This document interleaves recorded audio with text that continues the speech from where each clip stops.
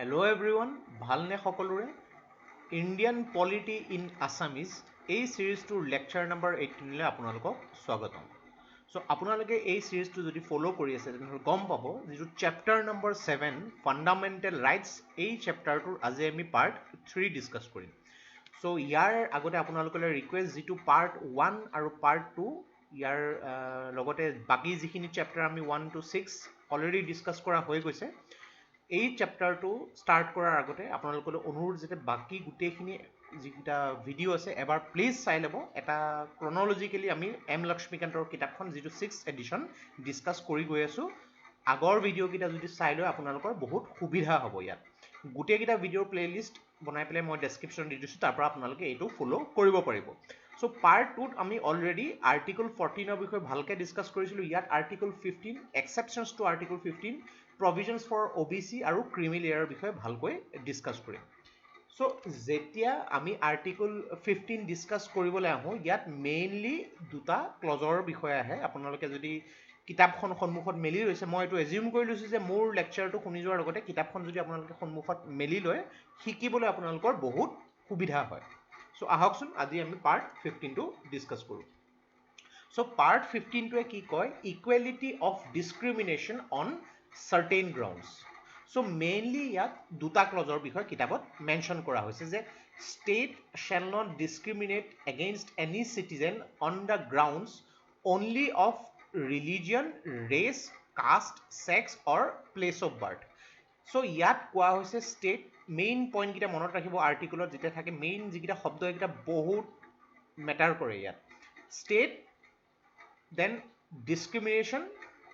আৰু only, এইকেইটা বহুত ইম্পৰ্টেণ্ট শব্দ। ষ্টেট মানে অলৰেডি ষ্টেটৰ ডেফিনেশ্যন যিটো আমি আৰ্টিকল 12ত ডিছকাছ কৰিছোঁ, ষ্টেটৰ আণ্ডাৰত কি কি আহে। যদি আপোনালোকে ভিডিঅ'টো চোৱা নাই প্লিজ এবাৰ চাই ল'ব ষ্টেটৰ আণ্ডাৰত কি কি আহে।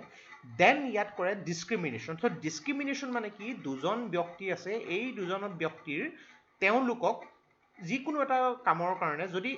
এজনক ফেভাৰ নকৰি আনজনক ফেভাৰ কৰা হয় আৰু আনজনক অলপ বেছিকৈ জ্ঞান কৰা হয়, চিধা ভাষাত এইজনৰ ক্ষেত্ৰত ডিছক্ৰিমিনেশ্যন কৰা হ'ল। চ' ষ্টেটে কোনো এজন চিটিজেন, এটা কথা মনত ৰাখিব যে আৰ্টিকল 15টো অকল চিটিজেনৰ ক্ষেত্ৰত প্ৰযোজ্য হয়। এই কথাটো আমি ডিছকাছ কৰিম যে ইয়াত যিটো আৰ্টিকল 15টো ষ্টেটে কোনো এজন চিটিজেনক কোনো এইকেইটা যিকেইটা গ্ৰাউণ্ড আছে, ৰিলিজনৰ ওপৰত বেছ কৰি, ৰেচৰ ওপৰত বেছ কৰি, কাষ্টৰ ওপৰত বেছ কৰি, তেওঁৰ ছেক্সৰ ওপৰত বেছ কৰি বা প্লেচ অফ বাৰ্থৰ ওপৰত বেছ কৰি ডিছক্ৰিমিনেট কৰিব নোৱাৰে। ইয়াত অনলি শব্দটোৰ অৰ্থ যে ষ্টেটে বাকী যিকোনো গ্ৰাউণ্ডৰ ওপৰত ডিছক্ৰিমিনেট কৰিব পাৰে। আপোনালোকে ভাবিছে এতিয়া বাকীনো কি গ্ৰাউণ্ড। ছাপ'জ দুজন ব্যক্তিয়ে পৰীক্ষাত উত্তীৰ্ণ হ'ল আৰু তেওঁলোকে ছাপ'জ কিবা এটা গভমেণ্ট এক্সাম দিছে। এতিয়া গভমেণ্ট এক্সাম দিওঁতে এইজন ব্যক্তিৰ মাৰ্কছ এইজনতকৈ বেছি হয়, তেতিয়াহ'লে ষ্টেটে এইজন ব্যক্তিক প্ৰাধান্য দিব পাৰে অন দ্য বেচিছ অফ তেওঁলোকৰ মাৰ্কছ হওক বা ইণ্টেলিজেঞ্চি হওক। তে এইজনে ক্লেইম কৰিব নোৱাৰে যে এওঁক বিকজ অফ মাৰ্কছ বা ইণ্টেলিজেঞ্চিৰ ওপৰত কিয় ডিছক্ৰিমিনেট কৰা হয়। ষ্টেটে বেলেগ যিকোনো গ্ৰাউণ্ডৰ ওপৰত ডিছক্ৰিমিনেট কৰিব পাৰে। চ' এইকেইটা যিকেইটা 5টা গ্ৰাউণ্ড দিছে, religion, race, caste, sex or place of birth, এইকেইটাৰ ওপৰত ষ্টেটে ডিছক্ৰিমিনেট কৰিব নোৱাৰে। ছেকেণ্ড ক্লজটো ইয়াত কি কৈছে, ছেকেণ্ড ক্লজটো ইয়াত কৈছে যে ন' চিটিজেন, কোনো এজন চিটিজেনে কোনো এজন ব্যক্তিৰ ডিচেবিলিটি, লাইবিলিটি, ৰেষ্ট্ৰিকশ্যনৰ ওপৰত বেছ কৰি religion, race, caste, sex or place of বাৰ্থৰ ওপৰত বেছ কৰি ডিছক্ৰিমিনেট কৰিব নোৱাৰে। চ' এটা কথা আপোনালোকে ভাবিছে, ইয়াত যিহেতু ষ্টেটৰ কথা ক'লে আকৌ ইয়াত ন' চিটিজেনৰ কথাটো কি মেনশ্যন কৰিছে, যে ষ্টেটত অলৰেডি আমি ডিছকাছ কৰিছোঁ যে কি কি ইয়াত 4টা বডি ইয়াত আহে, অলৰেডি ডিছকাছ কৰিছে। কিন্তু ছেকেণ্ড পাৰ্টটো এইটো এজন ইণ্ডিভিজুৱেলৰ ক্ষেত্ৰত কোৱা হৈছে, মানে এজন ইণ্ডিভিজুৱেলেও কৰিব নোৱাৰে। এতিয়া ইণ্ডিভিজুৱেল বা চিটিজেন দুইটা ক্ষেত্ৰত চাওক, ইয়াত ফাৰ্ষ্ট ক্লজ যিটো আছে, ফাৰ্ষ্ট ক্লজটো অকল ষ্টেটৰ ক্ষেত্ৰত হয় আৰু যিটো ছেকেণ্ড ক্লজ এইটো ষ্টেট আৰু ইণ্ডিভিজুৱেল দুয়োজনৰ ক্ষেত্ৰত হয়। এতিয়া এই ছেকেণ্ড ক্লজটোত কি কি বস্তু আছে যে কোনো এজন ব্যক্তিক তেওঁ ছাপ'জ শ্বপ এখনত গৈছে, পাব্লিক ৰেষ্টুৰেণ্ট গৈছে, হোটেল গৈছে, প্লেচেছ অফ পাব্লিক এণ্টাৰটেইনমেণ্ট গৈছে, সেইটোৰ ওপৰত বেছ কৰি পেলাই এইকেইটা যিকেইটা গ্ৰাউণ্ড দিছে এই গ্ৰাউণ্ডকেইটাৰ ওপৰত বেছ কৰি পেলাই ডিছক্ৰিমিনেট কৰিব নোৱাৰে। মানে ধৰি লওক এখন দোকানলৈ আপোনালোকে গৈছে, এই দোকানত দোকানীজনে আপোনালোকক বস্তু নিদিওঁ বুলি কৈছে। কিয় নিদিওঁ বুলি কৈছে, যে ৰিলিজনৰ ওপৰত বেছ কৰি, ৰেচৰ ওপৰত বেছ কৰি, কাষ্টৰ ওপৰত বেছ কৰি, ছেক্সৰ ওপৰত বেছ কৰি বা প্লেচ অফ বাৰ্থৰ ওপৰত বেছ কৰি যদি কয় যে আপোনাক বস্তু নিদিওঁ, সেইটো ফাণ্ডামেণ্টেল ৰাইট আৰ্টিকল 15ৰ ভায়োলেশ্যন হ'ব বা পাব্লিক ৰেষ্টুৰেণ্টত যদি আপুনি গৈছে আপোনালোকক যদি সোমাবলৈ নিদিয়ে হোটেলছত গৈছে বা প্লেচেছ অফ পাব্লিক এণ্টাৰটেইনমেণ্ট তাত গৈছে তাত যদি সোমাবলৈ বাধা দিয়া হয় তেনেহ'লে সেইটো যিটো আৰ্টিকল 15ৰ ভায়োলেশ্যন হ'ব ইয়াৰ উপৰিও ৱেলছ হওক যিবোৰ কুঁৱা টেংক বাথিং ঘাট ৰোড বা প্লেচেছ অফ পাব্লিক ৰিজৰ্ট এইবিলাক যিবোৰ পাৰ্চিয়েলি নাইবা হোললি ষ্টেট ফাণ্ডৰ ওপৰত যিটো বনোৱা হৈছে আৰু যিটো ডেডিকেট কৰা হৈছে জেনেৰেল পাব্লিকৰ কাৰণে সেইবিলাকক আপোনালোকৰ কোনেও এই বস্তুটোৰ ওপৰত বাধা দিব নোৱাৰে লাগিলে সেইটো ষ্টেটেই হওক বা এজন প্ৰাইভেট ইণ্ডিভিজুৱেল হওক কোনেও আপোনাক বাধা দিব নোৱাৰে চ' এইখিনিতে এটা কথা আহি পৰে ছাপ'জ এটা কলনী আছে ইয়াত ধৰি লওক এখন পাৰ্চী কলনী এই পাৰ্চী কলনীখনৰ তেওঁলোকৰ পাৰ্চী মানুহসকল ইয়াত আছে এটা ৰেষ্ট্ৰিকশ্যনত তেওঁলোকে থাকে চ' ইয়াত কিছুমান কমিউনিটি চেণ্টাৰ তেওঁলোকে ডেভেলপ কৰিছে নিজৰ পইচাৰে তাত ষ্টেটৰ কোনো অংশ নাই তেওঁলোকে নিজৰ পইচা দি পেলাই এটা কমিউনিটি চেণ্টাৰ খুলিছে বা ইয়াত এটা কুঁৱা ষ্টাৰ্ট কৰিছে সেইটো নিজৰ পইচা দি পেলাই আপুনি তাত গৈ পেলাই ক্লেইম কৰিব নোৱাৰে যে এইটো দেখোন এই কুঁৱাটো দেখোন এজন ব্যক্তিগত মানুহে এজন পাব্লিক ইণ্ডিভিজুৱেলে মোক ইয়াৰ পৰা পানী খাবলৈ দিয়া নাই এইটো নহৰিব নোৱাৰে বিকজ এইটো ষ্টেটৰ কোনো ধৰণৰ ফাণ্ড নাই ষ্টেটে ইয়াত যেতিয়া ফাণ্ড দিয়ে এই ফাণ্ডটো দি পেলাই ইয়াৰ যিটো সমাজৰ উন্নতি বা দেশৰ উন্নতিৰ কাৰণে কৰা হৈছে যাতে ইয়াৰ ডেভেলপমেণ্ট হওক ছ'চিয়েল ৱেলফেয়াৰ হওক কিন্তু ইয়াত যদি এটা পাৰ্টিকুলাৰ কমিউনিটিয়ে এটা কমিউনিটি চেণ্টাৰ নিজৰ পইচাৰে তুলি পেলাই কৰিছে তেওঁলোকে এইটো ক্ষেত্ৰত কিছুমান ৰেষ্ট্ৰিকশ্যনছ আনিব পাৰে তেতিয়া সেইটো আৰ্টিকল 15ৰ ভায়োলেশ্যন বুলি ধৰা নহ'ব এতিয়া প্ৰত্যেকটো আৰ্টিকলত যেতিয়া আমি পঢ়ি যাম ইয়াৰ লগতে কিছুমান এক্সেপশ্যনছ পঢ়ি যাম মানে কেলে ইয়াত কিছুমান এক্সেপশ্যনছ থাকে যিটো বহুত ইম্পৰ্টেণ্ট সেই কথাটো জনাটো ইয়াত বহুত ইম্পৰ্টেণ্ট হয় চ' আৰ্টিকল 15ৰ কেইটামান 4টা এক্সেপশ্যনছ আছে 4টা এক্সেপশ্যনছ কি কোৱা হৈছে যে উইমেন আৰু চিলড্ৰেনৰ কাৰণে ষ্টেটে কিছুমান তেওঁলোকৰ ভালৰ কাৰণে ৱেলফেয়াৰৰ কাৰণে তেওঁলোকে কিছুমান প্ৰভিজনছ এডপ্ট কৰিব পাৰে এইটো ক্ষেত্ৰত এতিয়া এইটো ক'ব নোৱাৰে যে ইয়াত দেখোন এগৰাকী lady on the basis of sex ইয়াত ডিছক্ৰিমিনেশ্যন কৰা হৈছে সেইটো ষ্টেটে কৰিব পাৰে ফৰ এক্সাম্পল এতিয়া ৰিজাৰ্ভেশ্যন যিটো লোকেল বডিজত হওক বা এডুকেশ্যন যিটো হওক চিলড্ৰেনৰ ক্ষেত্ৰত এইটো কৰিব পাৰে এইটো তেওঁলোকৰ ৱেলফেয়াৰৰ কাৰণে কৰা হৈছে ছেকেণ্ড এক্সেপশ্যনটো কি কোৱা হৈছে যে ষ্টেটে যিকোনো ধৰণৰ স্পেচিয়েল প্ৰভিজন যিকোনো বেকৱাৰ্ড ক্লাছ যিটো হয় ছ'চিয়েলি বা এডুকেশ্যনেলি বেকৱাৰ্ড ক্লাছ হওক বা SC ST কমিউনিটি তেওঁলোকৰ এডভান্সমেণ্টৰ কাৰণে ষ্টেটে এনেকুৱা ষ্টেপ ল'ব পাৰে ধৰি লওক যিকোনো এখন এডুকেশ্যনেল ইনষ্টিটিউট আছে ইয়াত যিবিলাক এডুকেশ্যনেলি বা ছ'চিয়েলি বেকৱাৰ্ড যিবোৰ ষ্টুডেণ্ট আছে বা SC ST কেটেগৰীৰ ষ্টুডেণ্ট আছে এওঁলোকৰ কাৰণে ফিজ যিটো হয় যিটো জেনেৰেল ফিজ এইটো অলপমান কম কৰিব পাৰে তেতিয়া এজন জেনেৰেল কেটেগৰীৰ ব্যক্তিয়ে এইটো ক্লেইম কৰিব নোৱাৰে যে ষ্টেটে এইটো কিয় কৰিলে মোৰ আণ্ডাৰ আৰ্টিকল 15 ভায়োলেশ্যন হৈছে নাই এইটো আৰ্টিকল 15ৰ ভায়োলেশ্যন হোৱা নাই থাৰ্ড ইয়াত যিটো পইণ্ট ইয়াত কি কোৱা হৈছে যে ষ্টেটক এইটো এম্পাৱাৰমেণ্ট দিয়া হৈছে যে ষ্টেটে যিটো ছ'চিয়েলি নাইবা এডুকেশ্যনেলি বেকৱাৰ্ড ক্লাছ অফ চিটিজেন ইয়াত চিটিজেনৰ কথাটো বাৰে বাৰে কৈ আছোঁ মই তেওঁলোকৰ কাৰণে বা SC STৰ কাৰণে যিকোনো এডুকেশ্যনেল ইনষ্টিটিউটত এডমিশ্যনৰ কাৰণে যিকোনো প্ৰভিজন ক্ৰিয়েট কৰিব পাৰে চাওক ইয়াত চিটিজেনৰ কথাটো কেলৈ কৈছোঁ মই অলৰেডি ডিছকাছ কৰি আহিছোঁ ফাণ্ডামেণ্টেল ৰাইটৰ কিছুমান প্ৰভিজন অকল চিটিজেনৰ ক্ষেত্ৰত প্ৰযোজ্য আৰু কিছুমান চিটিজেন বা ফৰেনাৰ দুয়োজনৰ ক্ষেত্ৰত প্ৰযোজ্য আৰ্টিকল 15 পোনপটীয়াকৈ কেৱল চিটিজেনৰ ক্ষেত্ৰতহে প্ৰযোজ্য হয় তাৰ মানে কাইলৈ যদি এজন ছাপ'জ বিদেশৰ পৰা এজন নাগৰিক আহি পেলাই তেওঁক কোৱা হৈছে যে তেওঁক ৰিলিজন ৰেচ কাষ্ট ছেক্স বা প্লেচ অফ বাৰ্থৰ আধাৰত তেওঁক যদি ডিছক্ৰিমিনেট কৰা হয় তেওঁ কিন্তু ক'ব নোৱাৰে যে মোৰ ফাণ্ডামেণ্টেল ৰাইট ভায়োলেট হৈছে তেওঁৰ ওপৰত কৰিব পাৰে এইটো কিন্তু আৰ্টিকল 15টো চিটিজেনৰ ক্ষেত্ৰতহে প্ৰযোজ্য হয় 4 নম্বৰ পইণ্ট যিটো কৈছে ইকনমিকেলি উইকাৰ ছেকশ্যনছ এই বিষয়ে এই যিটো আমি এক্সেপশ্যনছ নাম্বাৰ 3 আৰু এক্সেপশ্যনছ নাম্বাৰ 4 এইটোত একচুৱেলি কিছুমান এমেণ্ডমেণ্ট এক্ট ইউজ কৰি পেলাই ষ্টাৰ্ট কৰা হৈছিলে ইয়াৰ যিটো আৰ্টিকল 15ৰ এক্সেপশ্যনছ নাম্বাৰ 3 ইয়াত এমেণ্ডমেণ্ট নাম্বাৰ 93 ইউজ কৰি পেলাই কৰা হৈছিলে আৰু যিটো ফৰ ইকনমিকেলি উইকাৰ ছেকশ্যনছ এইটোত যিটো 103rd এমেণ্ডমেণ্ট এপ্লাই কৰা হৈছিলে এইটো বিষয়ে আমি ডিছকাছ কৰি আছোঁ দেন ইয়াত এটা কথা আহে provisions for OBC so' exceptions number 3 যিটো ক'লোঁ যে ইকনমিকেলি বা ছ'চিয়েলি বেকৱাৰ্ড ক্লাছ বা SC ST যিসকল ষ্টুডেণ্টৰ কাৰণে যিটো একাডেমিক ইনষ্টিটিউশ্যনত ইয়াত কিছুমান বেলেগ এডমিশ্যন পেটাৰ্ণ ৰাখিব পাৰে আৰু এই এমেণ্ডমেণ্টটো ক্ৰিয়েট কৰা হৈছিলে 93rd এমেণ্ডমেণ্ট অফ 2005. চ' ইয়াত এটা কথা আহি পৰে যে আমি যদি চাবলৈ যাওঁ আৰ্টিকল 29ৰ ক্লজ 2 হিচাপত ইয়াত লিখা থাকে যে ষ্টেটে যিকোনো এজন ব্যক্তিক তেওঁ যদি কিবা জেগাত এডমিশ্যন ল'বলৈ গৈছে তাক on the basis of caste discriminate কৰিব নোৱাৰে. চ' তেতিয়া কি হৈছিলে যেতিয়া এনেকুৱা ধৰণৰ প্ৰভিজনবোৰ এক্সেপশ্যন ৰখা হৈছিলে তেতিয়া কি হৈছিলে অন ডেট বেচিছ কি কৰা হৈছিলে সুপ্ৰিম কোৰ্টত এইটো এটা কেছ গুচি গৈছিলে যে আমাক কাষ্টৰ বেচিছত ডিছক্ৰিমিনেট কৰা হৈছিলে যেতিয়া প্ৰথম ষ্টাৰ্ট কৰা হৈছিলে. চ' সেই হিচাপত ফাৰ্ষ্ট এমেণ্ডমেণ্ট এক্ট অফ 1951 এইটো পাৰ্লিয়ামেণ্টে ইনেক্ট কৰে আৰু সেই আধাৰত কাষ্টৰ ওপৰত কিছুমান এক্সেপশ্যনেল ৰুলছ যিটো ছ'চিয়েল বা এডুকেশ্যনেলি বেকৱাৰ্ড ক্লাছৰ ক্ষেত্ৰত ইয়াত ইম্প'জ কৰা হৈছিলে. চ' এইটো বস্তুত যদি আমি চাবলৈ যাওঁ ইয়াত চেণ্ট্ৰেলে এখন এক্ট পাছ কৰে. সেই এক্টখনৰ নাম হৈছে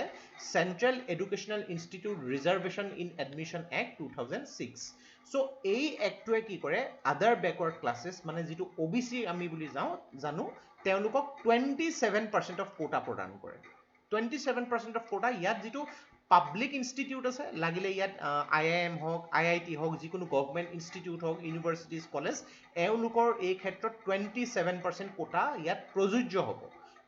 এই কথাটো 2008ৰ এপ্ৰিলত সুপ্ৰিম কোৰ্ট এতিয়া এটা বস্তু চাওক আমি অলৰেডি ডিছকাছ কৰি আহিছোঁ আৰ্টিকল 13ত যে গভৰ্ণমেণ্টে পাৰ্লিয়ামেণ্টে যদি কিছুমান এক্ট বনায় ইয়াত সুপ্ৰিম কোৰ্টে নিজৰ জাষ্টিফিকেশ্যন দিব পাৰে. চ' সুপ্ৰিম কোৰ্টে কি কৰিলে দুবছৰ পিছত আৰ্টিকল যিটো 15ৰ এই এক্সেপশ্যনটোৰ ওপৰত যিটো এক্ট উলিওৱা হৈছিলে সেইটোৰ ওপৰত নিজৰ ৰায় দিয়া আৰু ৰায়টোত কয় যে ইয়াত যিটো এমেণ্ডমেণ্ট এক্ট কৰা হৈছে আৰু OBC কোটাই দুইটাই পাৰফেক্ট হয় ইয়াত কোনো প্ৰব্লেম নাই. কিন্তু সুপ্ৰিম কোৰ্টে চেণ্ট্ৰেল গভৰ্ণমেণ্টক ক'লে যে ইয়াত এটা ক্ৰিমি লেয়াৰ ইনক্লুড কৰিব লাগে. এই ক্ৰিমি লেয়াৰটো কেৱল OBCৰ কাৰণেহে প্ৰযোজ্য হ'ব অকল OBC ক্ষেত্ৰত প্ৰযোজ্য হ'ব. এই ক্ৰিমি লেয়াৰটোনো কি সেইটো বহুত ইম্পৰ্টেণ্ট হয়. চ' চাবলৈ যদি যায় আপোনালোকে যে কিতাপখনত মিলি লৈছে ক্ৰিমি লেয়াৰটো কি ইয়াত স্পেচিয়েল কেটেগৰী অফ যিডাল মানুহ আছে ব্যক্তি আছে যিসকল OBCৰ কেটেগৰীত পৰে এওঁলোকৰ যিবোৰ চিলড্ৰেন আছে এওঁলোকে কিছুমান প্ৰভিজন নাপায়. এতিয়া সেই কেটেগৰী কি কিতাপত 7টা কেটেগৰী লিখি থোৱা আছে. সেই কেটেগৰীটো হৈছে যে এজন ব্যক্তি তেওঁ যদি ভাৰতৰ প্ৰেচিডেণ্ট হয় ভাইচ প্ৰেচিডেণ্ট সুপ্ৰিম কোৰ্ট বা হাইকোৰ্টৰ জাজ হয় দেন UPSC বা ষ্টেট পাব্লিক ছাৰ্ভিচ কমিশ্যনৰ যদি মেম্বাৰ হয় দেন চিফ ইলেকশ্যন কমিশ্যনাৰ হয় বা কম্পট্ৰলাৰ এণ্ড অডিটৰ জেনেৰেল হয় তেওঁলোকৰ সন্তানে কিন্তু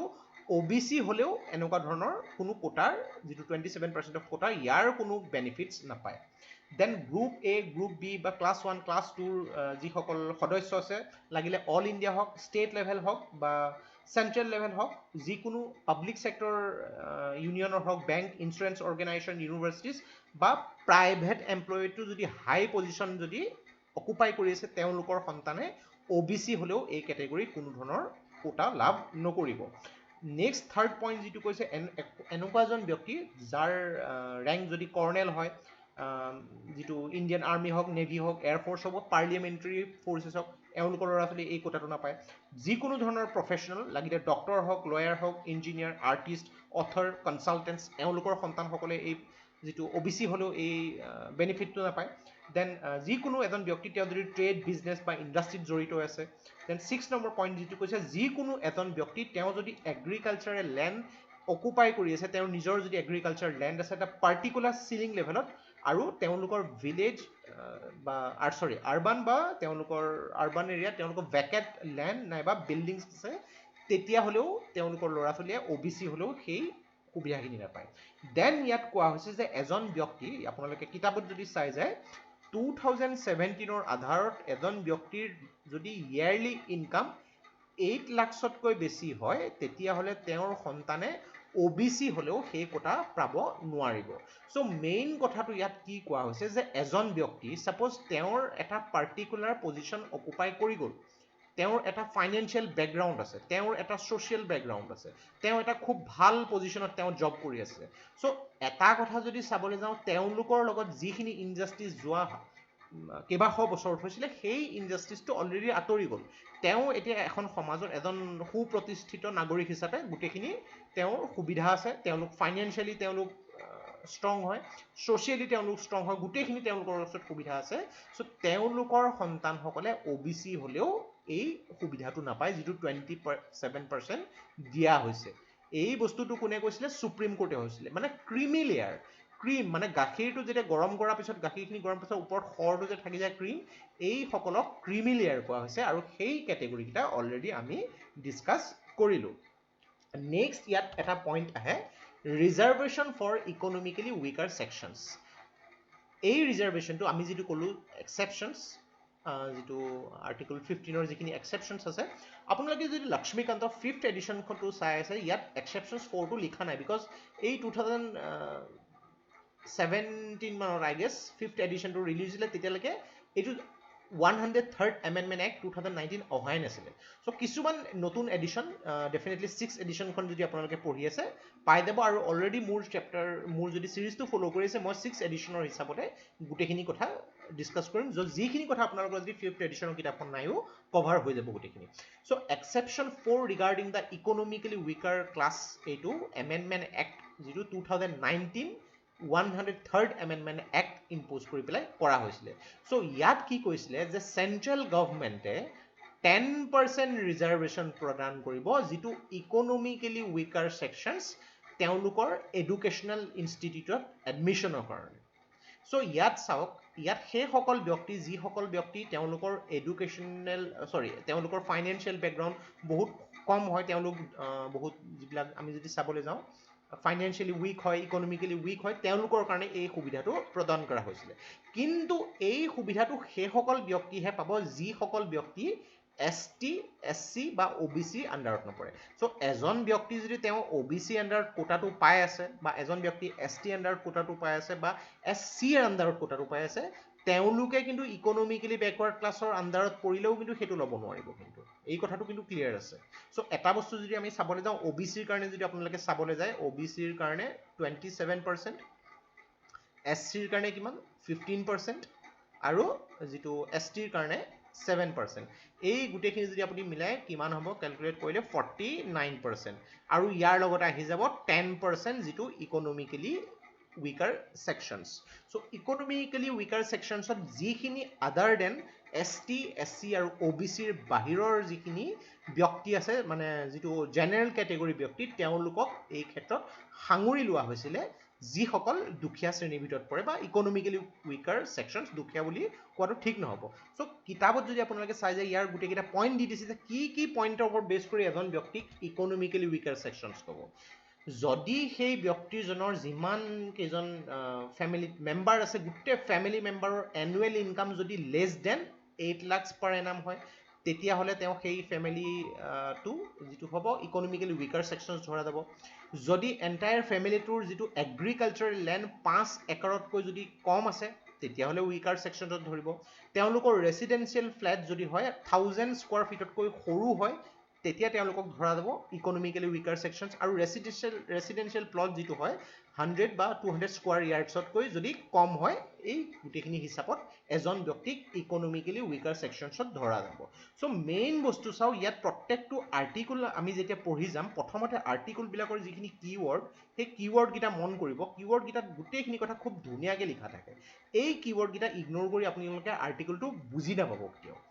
কিৱৰ্ডকেইটা মন কৰি আৰ্টিকুলটো বুজিবলৈ চাব ইয়াত যিবোৰ ক্লজ কোৱা হৈছে এই ক্লজবিলাক বুজিবলৈ চাব প্ৰত্যেকটো আৰ্টিকুলৰ ৰিলেটেড ইয়াত কিছুমান এক্সেপশ্যনছ দিয়া হৈছে সেই এক্সেপশ্যনছবিলাক বুজিবলৈ চাব আৰু লগতে কিছুমান এমেণ্ডমেণ্ট ইয়াত কোৱা থাকে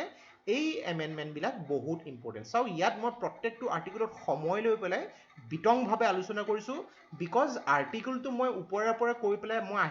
এটা যিটো ভিডিঅ'ত কমচে কম 4-5টা আৰ্টিকুল কৈ পেলাই আগবাঢ়ি গুচি যাব পাৰোঁ কিন্তু কি হ'ব আপোনালোকেও তেনেকৈ চাই যাব আৰু যিখিনি ইম্পৰ্টেণ্ট বস্তু স্কিপ কৰি যাব আৰু পৰীক্ষাত যেতিয়া ষ্টেটমেণ্ট বেছ কনচেপচুৱেলি সোধা যাব সেইখিনিত আপোনালোকৰ লাগিব গোটেইকেইটাই শুদ্ধ আৰু পৰীক্ষাত আনচাৰটো ভুল হৈ যাব চ' সেইটো কাৰণে চেষ্টা কৰি মই ইয়াত প্ৰত্যেকটো আৰ্টিকুলত এটা স্পেচিয়েলি ভিডিঅ' বনাই পেলাই ডিটেইলছত ডিছকাছ কৰিবলৈ চাইছোঁ যাতে কোনো ধৰণৰ আপোনালোকৰ ইয়াত খোকোজা ৰাখি ৰৈ যাব নোৱাৰে সেইটোৰ বাবে চেষ্টা কৰিছোঁ ইয়াত চ' যিকোনো ধৰণৰ আপোনালোকৰ প্ৰব্লেমছ বা যদি ডাউট থাকে মোক কমেণ্ট বক্সত সুধিব পাৰে সাধ্য অনুসৰি মই উত্তৰ দিবলৈ চেষ্টা কৰিম আৰু ভিডিঅ'টো প্লিজ যিমান পাৰে শ্বেয়াৰ কৰিবলৈ চেষ্টা কৰিব যাতে আমাৰো কষ্ট কৰি ভাল লাগে যেতিয়া ভিউজ আহে বা আপোনালোকৰ কমেণ্টছ আহে বা আপোনালোকৰ ছাজেশ্যনছ বা মৰম পালে আমাৰ খুবেই ভাল লাগে চ' নেক্সট যিটো পাৰ্টত আমি আৰ্টিকল 16ৰ বিষয়ে ভালকৈ ডিছকাছ কৰিম তেতিয়ালৈকে চাই থাকিব ষ্ট্ৰীট ৰাইজ আৰু এই ভিডিঅ'টো যদি আপোনালোকে ভাল পাইছে এইটো প্লিজ লাইক কৰিব এইটো ছাবস্ক্ৰাইব কৰিব আৰু এইটো শ্বেয়াৰ কৰি দিব বিকজ এনেকুৱা ভিডিঅ' বনাবৰ কাৰণে আমাৰ বহুত কষ্ট কৰিব লাগে আৰু আপোনালোকৰ মৰমৰ আশীৰ্বাদ পালে আমাৰ খুবেই ভাল লাগে চ' আজিৰ বাবে ইমানেই take care thank you and Jai Hind